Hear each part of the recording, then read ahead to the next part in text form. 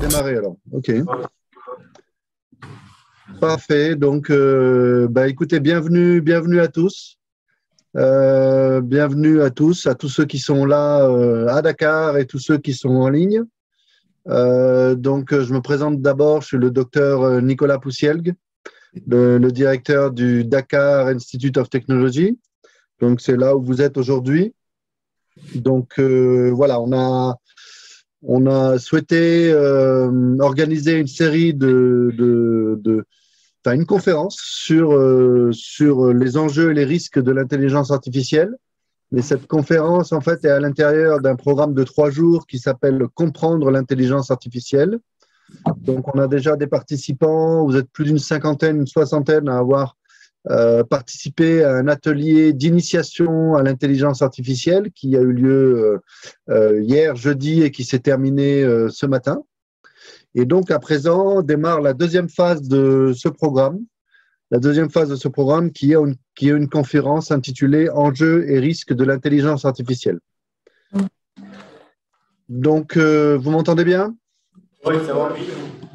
D'accord, c'est parfait, c'est parfait. Quelques mots d'abord pour vous présenter un peu le Dakar Institute of Technology. Donc, le DIT, on est une école spécialisée en big data et en intelligence artificielle. On est installé à Dakar depuis fin 2019. Et donc, notre mission, c'est de former les jeunes Sénégalais, les jeunes de la sous-région à ces nouvelles technologies liées à l'intelligence artificielle, au big data, parce qu'on pense, enfin, on est convaincu d'ailleurs, que ces nouvelles technologies vont apporter beaucoup de choses sur le continent africain et vont permettre à beaucoup de jeunes, et parfois aussi des moins jeunes d'ailleurs, de trouver un emploi parce que ce sont des métiers, les métiers de data scientist, les métiers de data ingénieur, les métiers de data analyst notamment, sont des métiers qui sont énormément demandés dans le monde. Ce sont des emplois qui sont énormément demandés. Et donc, voilà le pourquoi de cette école au Sénégal, c'est qu'on veut participer en tous les cas à l'écosystème de la data science, de l'intelligence artificielle au Sénégal et en Afrique de l'Ouest pour former les meilleurs data scientists de la région. Et donc, depuis 2019, depuis qu'on a ouvert en 2019, on a commencé tout d'abord avec des programmes certifiants. Donc, on a un programme certifiant qui tourne toujours et qui est là. Ce programme s'appelle Data Science Intensive. Donc, en fait, c'est une formation dite bootcamp. C'est une formation qui dure 3 mois si vous le faites en cours du jour. Et là, le cours du jour se fait à Dakar en présentiel, dans nos locaux. Et c'est une formation qui dure 6 mois si vous la faites en cours du soir. Et dans ce cas-là, c'est une formation qui se passe du lundi au vendredi et le samedi matin aussi en cours du soir de 6 mois. Donc, vous avez 2 choix pour cette formation Data Science Intensive. Vous trouverez les détails sur le site de DIT, dit.sn. Et pour ceux qui sont là aussi, on vous enverra, ceux qui sont en ligne, les liens des différentes plaquettes et différents programmes. On a aussi, depuis octobre dernier, on a lancé, puisqu'on est à présent reconnu non seulement par le ministère de la formation professionnelle, mais aussi maintenant par le ministère de l'enseignement supérieur, de la recherche et de l'innovation. Et donc, ça nous a permis, depuis le mois dernier, d'ouvrir une licence informatique Big Data, mention Big Data, qui a commencé, la première année a commencé le 26 octobre dernier, donc ça fait 1 mois tout juste. Et on a ouvert aussi un master en intelligence artificielle, master en intelligence artificielle qui se fait en cours du soir, soit à Dakar, soit en ligne, c'est un mode hybride, et qui a démarré aussi depuis le 12 octobre dernier. Pour le master, on ouvre une prochaine session pour ceux qui sont intéressés, qui va commencer en janvier 2022, une prochaine session de formation à ce master en intelligence artificielle, qui va commencer en cours du soir à partir de fin janvier 2022. Je voulais aussi préciser que cet événement, ces 2 événements, cet événement qui s'appelle « Comprendre l'IA » et donc cette conférence qui s'appelle « Enjeux et risques de l'IA », elle est faite en partenariat avec le GUT Institute du Sénégal, donc qui nous a accompagné d'ailleurs toute cette année sur une série de d'ateliers, de formation autour des nouvelles technologies et de l'intelligence artificielle. Le dernier atelier qu'on a fait avec eux, c'était sur le phénomène des deepfakes et des fake news. Mais on a aussi travaillé sur les chatbots, on a aussi travaillé sur les enjeux de la sécurité et de la protection de ces données sur Internet. Alors maintenant, je vais me permettre de passer plus en détail sur le programme de cet après-midi, puisque là, cette conférence, vous allez avoir 4 intervenants pour cet après-midi et 4 autres intervenants pour demain. Donc cet après-midi, c'est de 15h à 18h et demain, les horaires seront de 10h à 16h. Alors, cet après-midi, on a l'honneur de recevoir Madame Minata Sarr, qui travaille donc au cabinet Carapace, si je ne me trompe pas, et qui est doctorante, qui est titulaire d'un doctorat en co-tutelle entre l'université Gaston Berger de Saint-Louis et l'université Montpellier 1 en France, et qui est aussi actuellement enseignante-chercheuse à l'université à l'UVS au Sénégal, l'université virtuelle du Sénégal. Et donc, elle est aussi experte au cabinet Carapace, qui est un cabinet qui travaille sur les stratégies et conformités. Et donc, Madame Sarr est très interpellée par les problématiques des révolutions liées au numérique, notamment aux nanotechnologies, aux sciences cognitives, aux biotech, l'informatique. Et elle mène ses recherches pour accompagner les phénomènes de société, particulièrement sur la régulation des données. Et donc, elle va prendre la parole sur le thème « Enjeux et risques de l'intelligence artificielle pour le continent africain », parce qu'on le sait que l'intelligence artificielle, ça présente beaucoup d'espoir, mais également beaucoup de craintes. Et donc, une présentation qui va être sur les questions qui sont en jeu pour l'Afrique, afin de poser les bases d'une réflexion sur les solutions endogènes adaptées aux besoins du continent africain. Et ça, c'est, je pense, très important. Donc, Madame Sarr, je vais vous laisser la parole, commencer votre présentation et on aura ensuite la présentation de Monsieur Fati, qui est, enfin, on a 3 autres intervenants qui vont vous suivre, mais j'allais dire honneur aux dames, puisque Madame Sarr, vous démarrez cette présentation. Vous avez 30-40 minutes, si possible une présentation d'une 20-25 minutes, et après, pour que vous laissez le temps aussi de discuter avec vous, 10-15 minutes de discussion. Voilà, je vous laisse la parole, Madame Sarr. Merci en tout cas d'avoir accepté d'être là avec nous aujourd'hui dans ce mode hybride. Vous voyez que moi-même, je ne suis malheureusement pas à Dakar en ce moment, et donc je suis en ligne comme une bonne partie d'ailleurs des autres participants. Et donc c'est un peu notre ADN, on est en mode hybride, quoi. Donc des moments où je suis à Dakar, des moments où je ne suis pas à Dakar. Et donc voilà, on fonctionne finalement sur ce mode-là aujourd'hui beaucoup. Alors vous avez la parole, Madame Sarr. Merci beaucoup pour cette invitation. Je suis très honorée d'être là, de pouvoir échanger avec vous sur quelques réflexions tirées de cette thématique de l'intelligence artificielle. Je ne suis pas une spécialiste de l'intelligence artificielle, donc je me pose la question de savoir qu'est-ce que je fais là. Mais je pense avoir une petite réponse qui est que même si vous pouvez avoir davantage de réponses que moi sur la question de l'intelligence artificielle, parce que vous êtes des informaticiens, des mathématiciens qui êtes des techniciens de l'art, qui êtes des experts en la matière. Je suis personnellement interpellée parce que l'intelligence artificielle nous touche tous. Donc, étant donné qu'on est des citoyens du monde, je pense qu'on peut se poser la question de savoir comment est-ce que l'intelligence artificielle affecte notre société, qu'est-ce qu'on doit faire avec l'intelligence artificielle, où est-ce que ça nous mène. Donc, c'est cette somme de réflexion qui me permet aujourd'hui d'accepter d'être parmi vous pour échanger sur la thématique concernant les enjeux et risques de l'intelligence artificielle pour l'Afrique, dans une perspective africaine. Alors, pour cela, je me suis posé 3 questions. D'abord, je me suis demandé, excusez-moi, ça sort bien? Ok, très bien.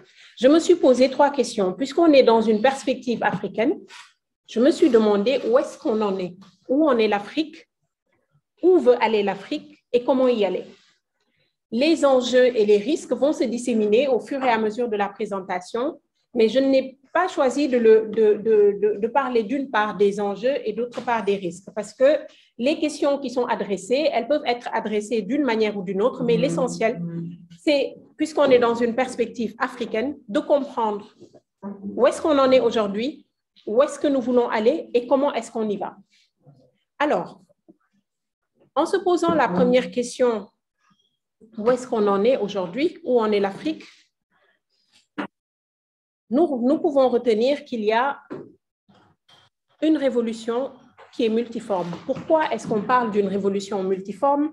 Monsieur Poussiègle en a parlé tout à l'heure dans la présentation. Nous sommes dans une période où on a une révolution numérique. Tout le monde est d'accord quasiment avec le fait de dire qu'on fait face à une révolution numérique, mais révolution numérique dans laquelle on fait face à une accélération de tout. On a l'impression que chaque jour, il y a une nouvelle révolution dans la révolution parce que les innovations technologiques n'en finissent pas. Tous les 6 mois au moins, en tout cas moi de ma perspective de Pourhan, tous les 6 mois au moins, on voit qu'il y a quelque chose de nouveau qui sort, quelque chose qui pousse le bouchon plus loin, quelque chose qui nous interpelle, nous, utilisateurs, nous, consommateurs des solutions qui existent, et qu'on se dise, mais où est-ce qu'on va aller? Jusqu'où nous irons? Donc, cette révolution numérique, avec les développements de l'informatique, avec les développements de son application, on voit qu'à côté de cela, et simultanément, il y a le développement des sciences cognitives. Le développement des sciences cognitives fait que la neuroscience permet de pousser encore davantage loin les applications informatiques qu'on a. Pourquoi? Parce qu'on comprend mieux le fonctionnement de notre cerveau. On sait mieux comment le cerveau humain fonctionne et donc, dans les apprentissages avec les machines, on arrive à faire à la machine des choses qui le rapprochent davantage de l'humain. Donc, on en est là aujourd'hui.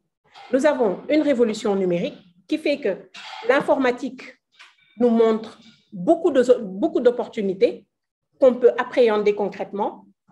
Nous avons les neurosciences qui viennent amplifier cela parce qu'on comprend mieux comment notre cerveau fonctionne et on arrive à davantage appliquer cette compréhension de notre cerveau aux outils, aux innovations technologiques qui existent, mais on n'en a pas fini.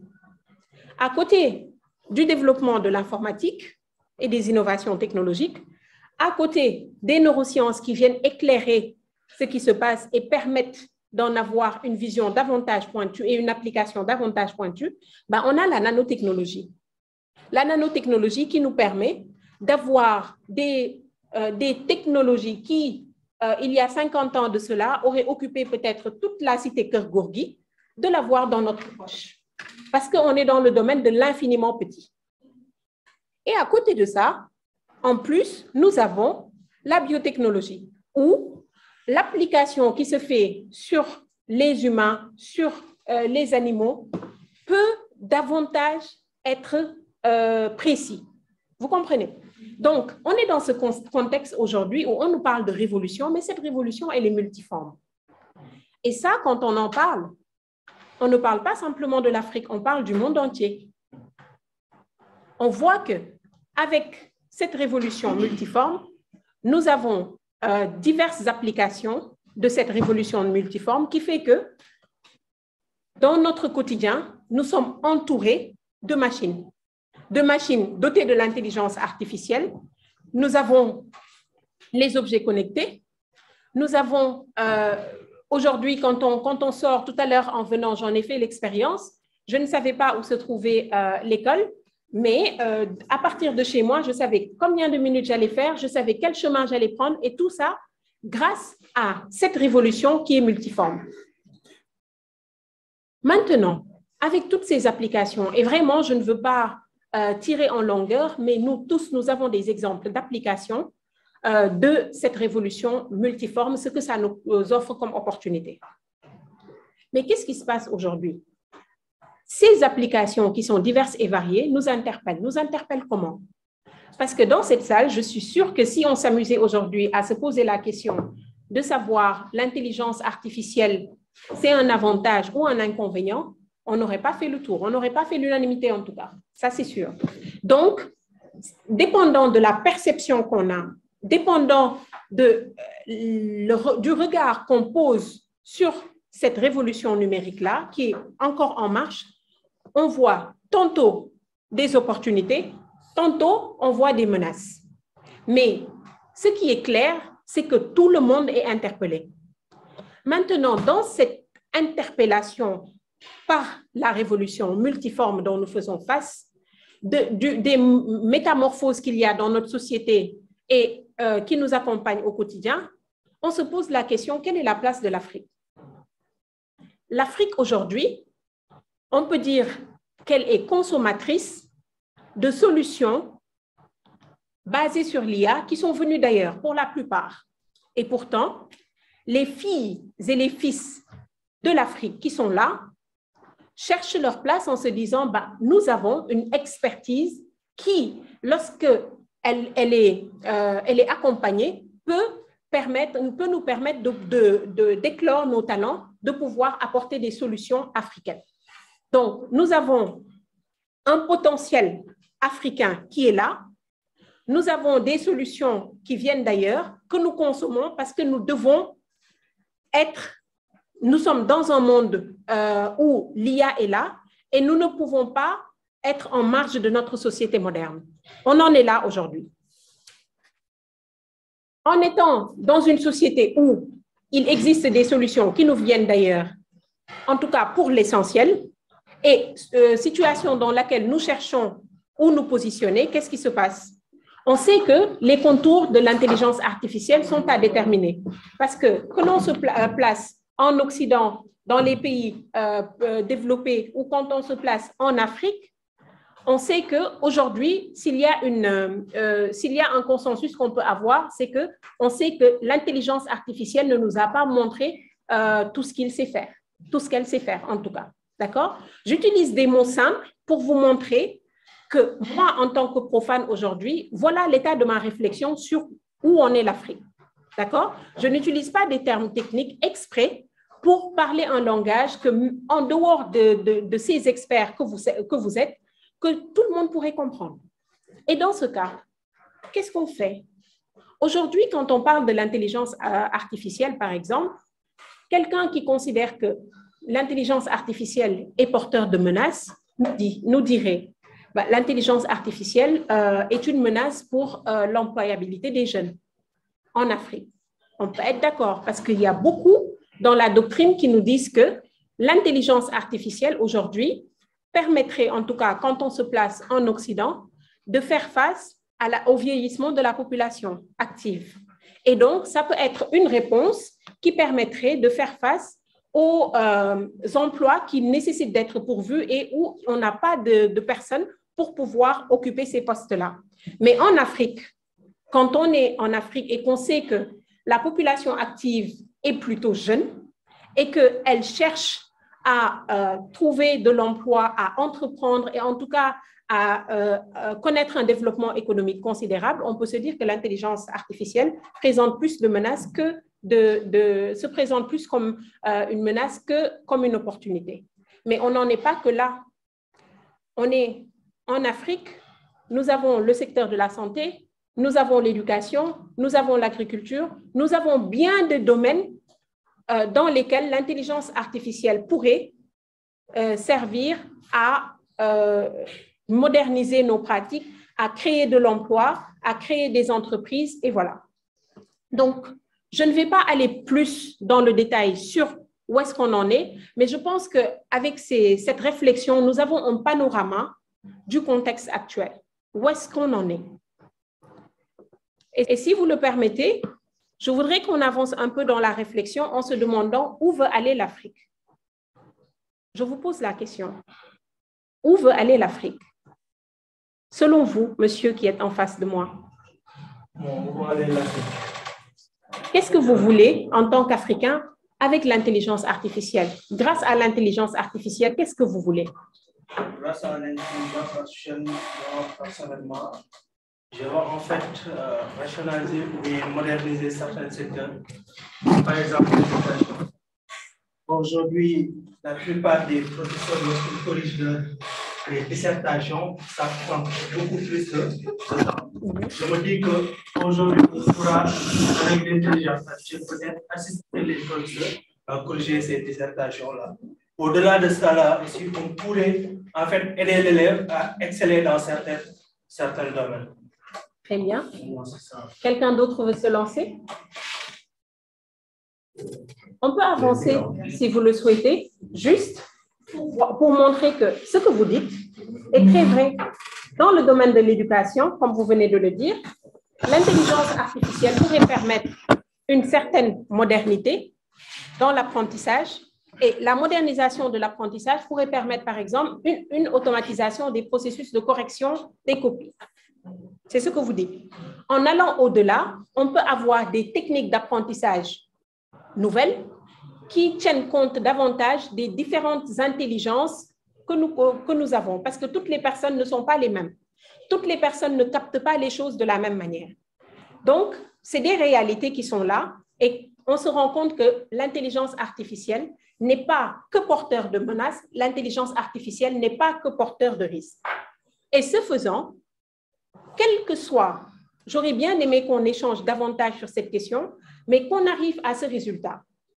L'objectif de l'Afrique aujourd'hui, quel que soit ce qu'on aurait pu dire dans cette salle, quelle que soit l'application qu'on peut en faire, l'objectif de l'Afrique, de mon point de vue, serait d'avoir une intelligence artificielle éthique et responsable au service de l'humain. Est-ce qu'on est d'accord?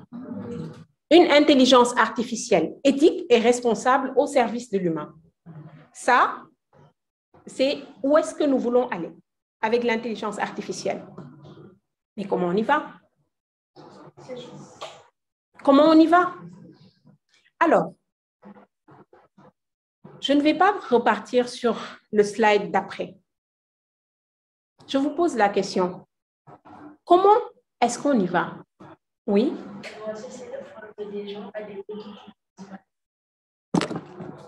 Formation. Donc, on va dire renforcement des capacités.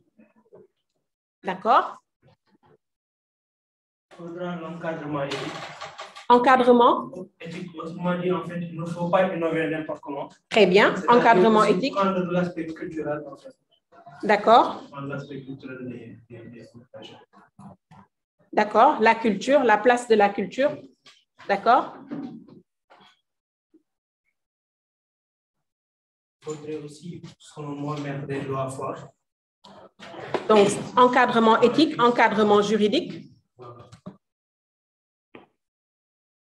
Alors, je vous ai provoqué pour vous montrer que nous sommes tous détenteurs de solutions pour l'Afrique. Et M. Poussiègue le disait, c'est des solutions endogènes que nous cherchons. Personnellement, je suis fortement interpellée par toutes ces questions, mais avec des réponses endogènes. Parce qu'aujourd'hui, l'Afrique est dans la même situation que l'Amérique, que l'Europe, que l'Asie. Nous cherchons tous des réponses. Comment est-ce qu'on appréhende l'intelligence artificielle? Où est-ce que nous voulons aller avec l'intelligence artificielle et comment nous y allons? Donc, c'est très important de savoir que toutes les solutions sont en nous. Il suffit simplement de pouvoir l'encadrer. Maintenant, comment est-ce qu'on y va?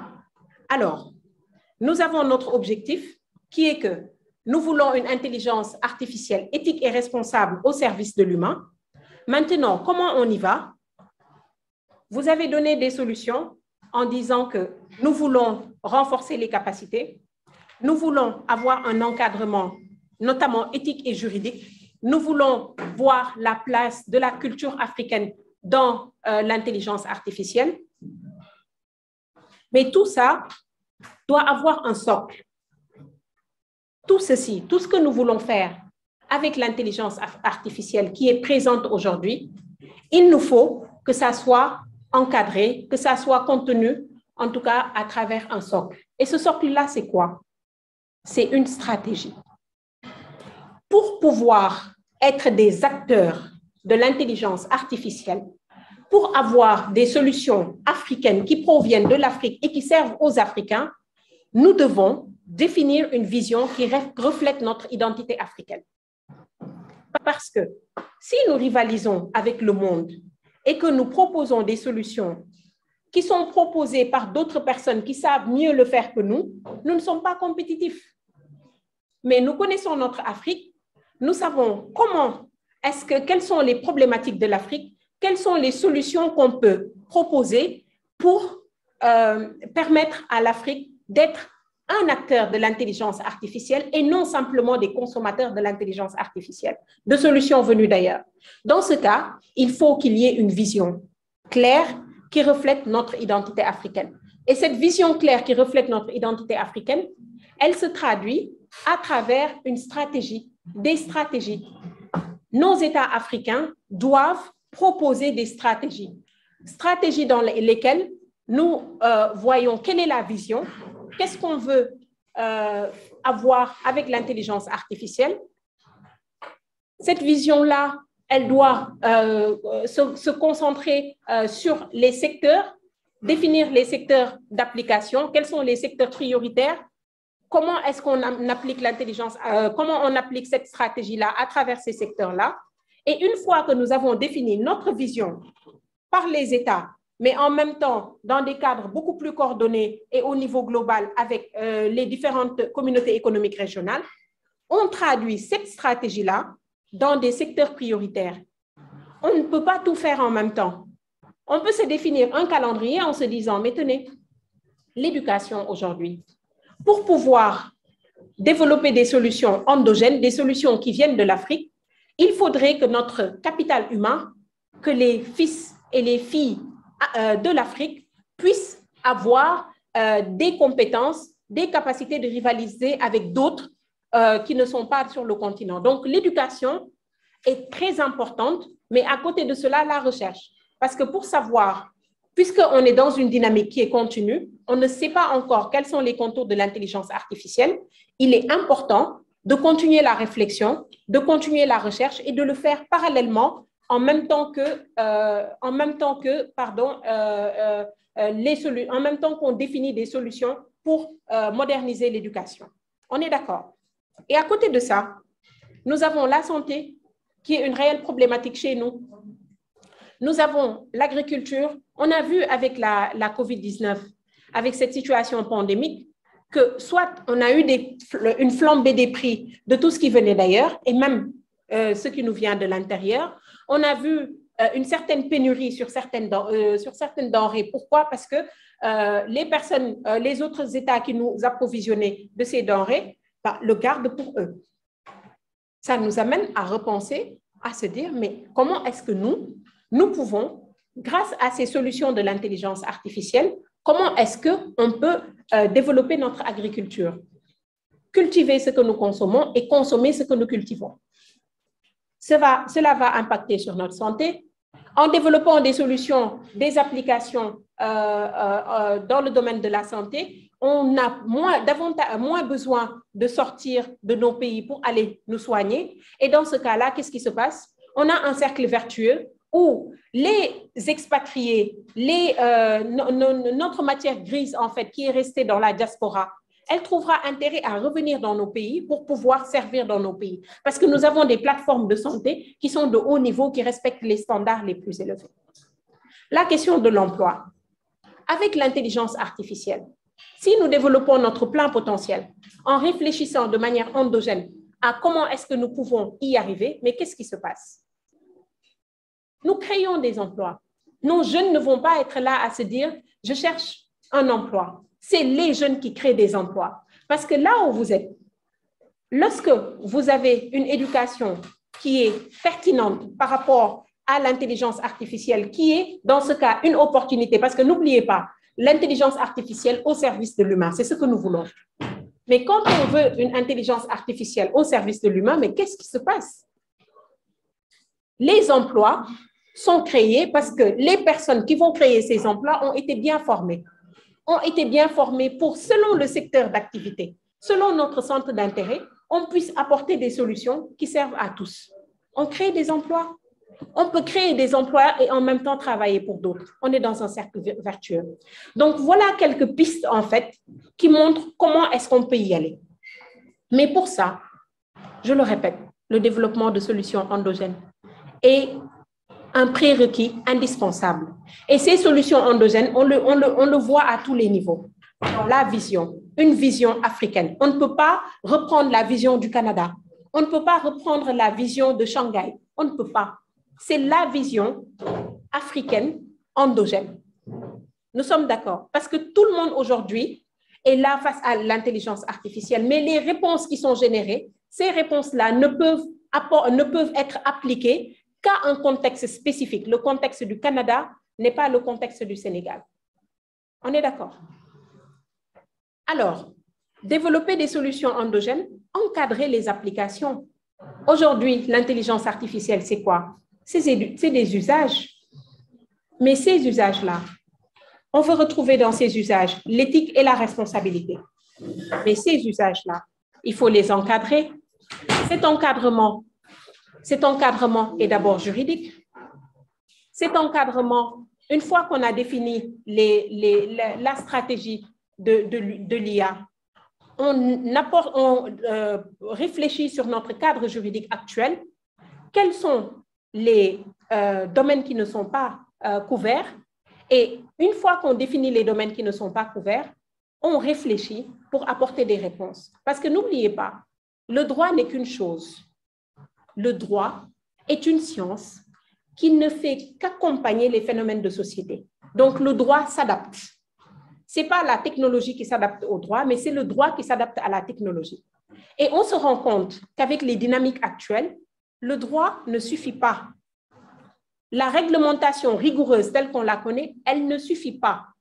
À côté de réglementations à travers lesquelles on essaie d'appliquer la neutralité technologique, à savoir que quelle que soit l'évolution, l'innovation à venir, on organise les règles juridiques de la manière la plus large possible qui permettent qu'on puisse l'appliquer à toutes sortes de technologies, que cette technologie existe au moment où la loi est créée ou qu'elle n'existe pas encore. Donc ça, c'est important. Mais à côté des règles juridiques traditionnelles, on se rend compte qu'en termes d'éthique et de responsabilité, on n'est pas dans un paradigme où ça vient d'en haut et on l'applique.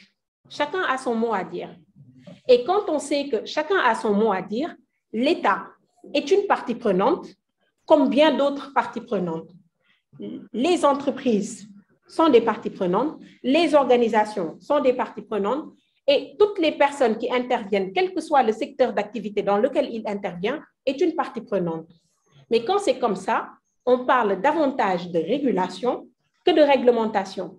Parce qu'on n'est plus dans une logique où ça vient d'en haut et on l'applique, les autres l'appliquent.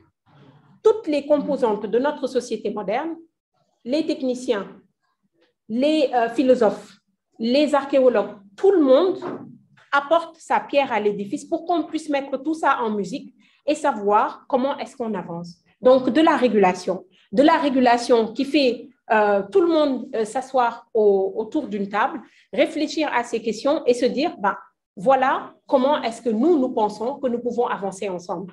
Donc, il y a une implication de toutes les parties prenantes pour qu'on puisse avoir une régulation qui est pertinente et adaptée. Au-delà de cette régulation, maintenant, nous revenons dans les solutions techniques, les applications en fait qu'on peut avoir. Ces applications-là, techniques, il faut que ça soit normalisé. En Afrique, traditionnellement en tout cas, nous pouvons tous le constater. Aujourd'hui, on peut aller à Sandaga, dire qu'on veut acheter un pantalon, on ne raisonne pas en termes de taille. Les personnes vont regarder votre morphologie et vous proposer un pantalon. Donc, on n'est pas dans un système normalisé où on sait que voici les standards et ces standards-là vont être appliqués. Si vous mettez du 38, voilà ce que vous mettez, voilà votre taille de pantalon. On en a 90 qui sont de cette taille. Non, nous n'avons pas ça. Donc, dans ces domaines éminemment techniques, il est important qu'on réfléchisse en termes de normes pour pouvoir avancer. Donc, la normalisation, elle est très importante pour qu'on puisse, en fait, avoir de la compétitivité ailleurs. Et enfin, promouvoir une utilisation responsable. Parce qu'une fois qu'on a défini notre vision, qu'on sait quelle identité africaine on veut à travers l'IA, qu'on sait que nous voulons une IA éthique et responsable au service de l'humain, on sait que nous voulons appliquer l'IA dans des secteurs prioritaires comme l'éducation, comme la santé, comme l'agriculture, comme l'emploi des jeunes, par exemple. On sait que nous devons faire un encadrement avec un maillage de l'ensemble des secteurs, que ces secteurs soient des secteurs prioritaires ou non prioritaires. Il faut des solutions éthiques, mais en même temps, il faut des comportements responsables. Et c'est de cette manière-là, de mon point de vue, que l'intelligence artificielle en Afrique permettra, garantira une confiance de tout le monde, un développement politique, économique, social, culturel, technique et technologique, et où tout le monde gagne. Voilà en gros la réflexion dans laquelle m'a plongé la thématique sur laquelle nous revenons, qui est les enjeux et risques de l'intelligence artificielle pour l'Afrique. Je vous remercie pour votre qualité d'écoute, pour vos sourires bienveillants, pour votre attention et je suis à disposition pour continuer l'échange si vous le souhaitez. Merci beaucoup, Dr Sarr, pour cette présentation passionnante. Je crois qu'on aura sûrement des questions, que ce soit dans la salle ou en ligne. Ceux qui sont en ligne, n'hésitez pas à prendre la parole directement. Alors, j'ai Noureddine voilà, qui demande la parole. Donc, Nourdine, si vous pouvez intervenir. Je crois qu'on va prendre déjà… Voilà, vous allez poser votre question l'un après l'autre et puis après, on laissera notre intervenante répondre. Alors, Noureddine, vous avez la parole. Allez-y. Merci. Bonsoir à tout le monde. En revenant sur la thématique de madame tout à l'heure, je pense qu'il y a une ligne qu'elle n'avait pas soulignée, quoi.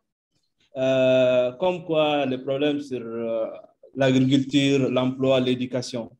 Je pense qu'en Europe, en États-Unis, partout dans le monde entier, il y a des systèmes d'IA qui ont été créés dans le sens pour améliorer ce système.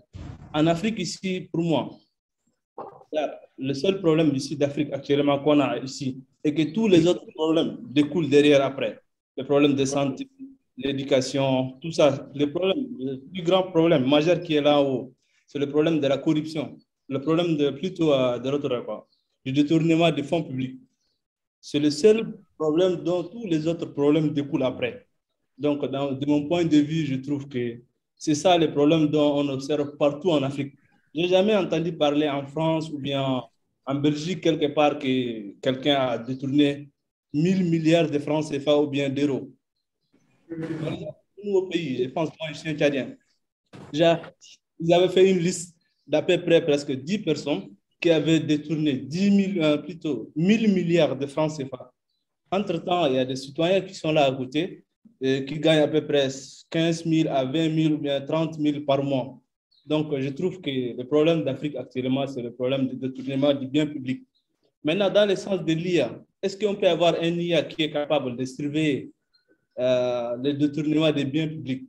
Je pense que c'est cette thématique que si jamais les gens peuvent y penser d'avoir une solution et mettre un système en place. Merci beaucoup. Tobossia Olivier, vous avez la parole. Merci Nicolas, merci docteur pour sa brillante présentation. Moi, j'appelle depuis le Bénin. J'ai beaucoup aimé la présentation, mais il y a un aspect que le docteur n'a pas totalement couvert, selon moi, c'est la souveraineté des données. Parce que qui dit l'IA dit une grande collecte de données. Comment l'Afrique pouvait rendre souverain ces données? Merci beaucoup. Merci pour la question. Est-ce qu'il y a d'autres questions dans la salle? Oui, il y en a. Allez-y, voilà, prenez la parole s'il vous plaît, ou rapprochez-vous des micros qui sont vers la table des intervenants, pour bien qu'on vous entende s'il le faut. Merci beaucoup. Bon, félicitations, Dr Sarr, et merci encore pour cette présentation. Bon, mon souci ici, ce sont les soucis écologiques. Nous savons tous aujourd'hui que pour mettre en place un IA capable de faire certaines choses, il nous faudra utiliser certaines ressources. Et nous savons très bien aussi que ces ressources-là produisent beaucoup de déchets carboniques qui sont dangereux en fait pour notre système écologique, pour notre environnement. Et selon moi, il faudra aussi avoir dans nos politiques d'encadrement, prendre cet aspect-là en compte. Je ne sais pas, qu'est-ce que vous en pensez? Très bien. Merci. Mohamed Outal, merci. D'accord. On a encore une question en ligne de Abraham Patrick Bonaventure. Abraham, vous avez la parole. Allez-y, monsieur Bonaventure. D'accord. Bonjour tout le monde. Bon, vous nous appelez d'où? Je suis actuellement au Sénégal. D'accord. D'accord.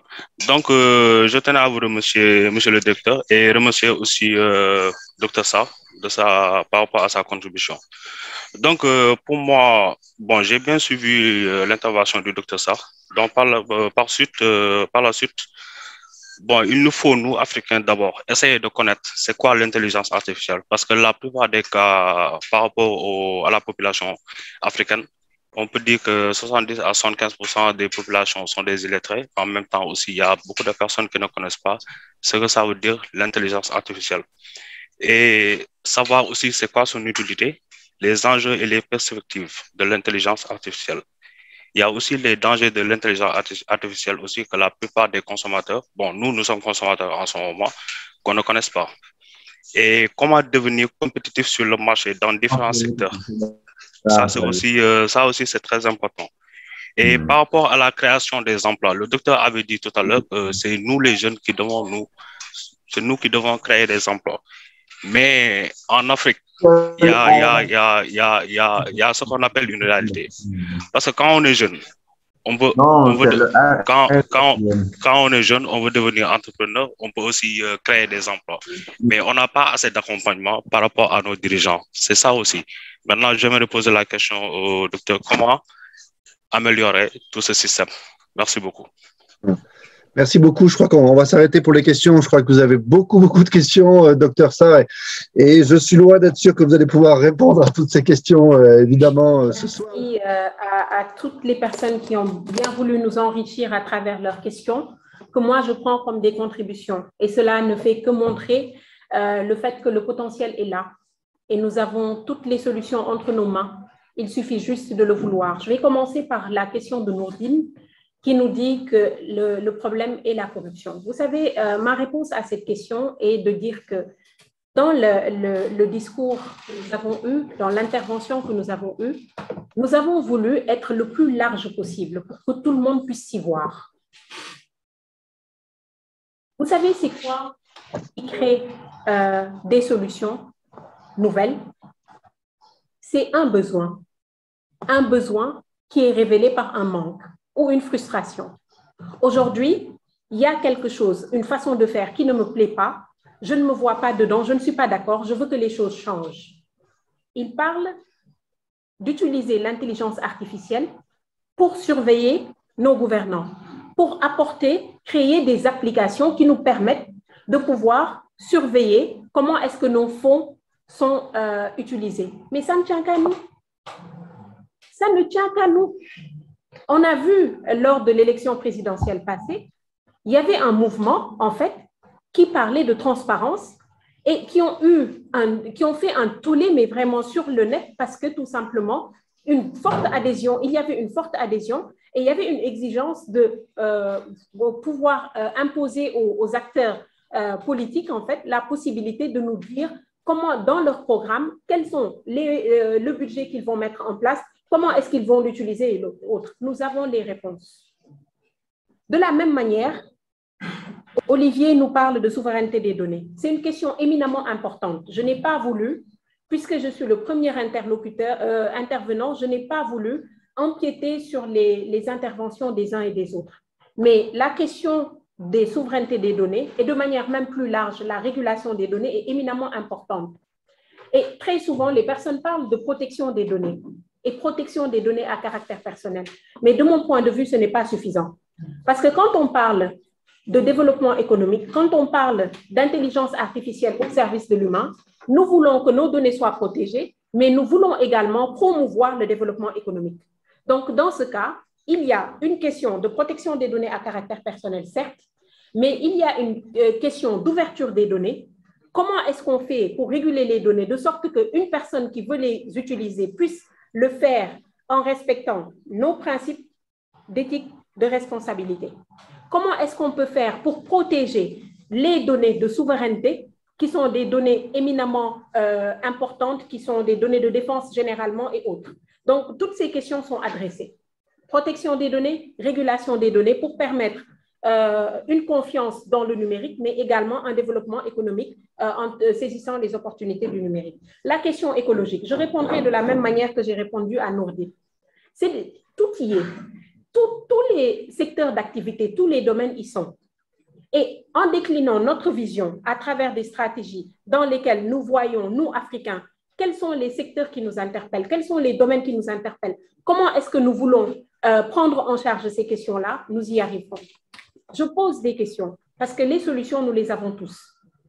Vous êtes là, vous êtes en train de suivre un parcours d'apprentissage sur l'intelligence artificielle. Soyez créatifs.